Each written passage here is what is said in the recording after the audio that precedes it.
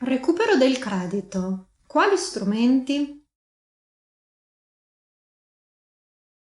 Il creditore ha a disposizione diversi strumenti per tutelare il proprio diritto di credito. In prima battuta potrà scrivere autonomamente al debitore.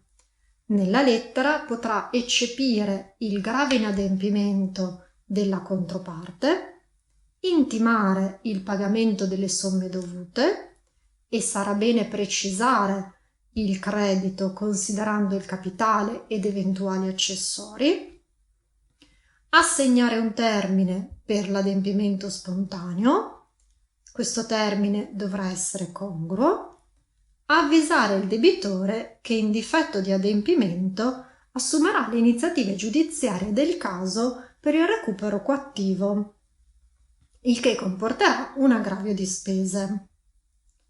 Questa lettera potrà essere spedita a mezzo posta tramite una raccomandata con avviso di ritorno o con prova di consegna o attraverso PEC. Questa seconda modalità ha due vantaggi: consente un risparmio di spesa e di tempi.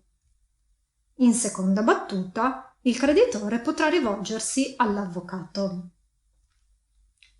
In parallelo, però, è opportuno che il creditore esegua delle verifiche sul patrimonio del debitore.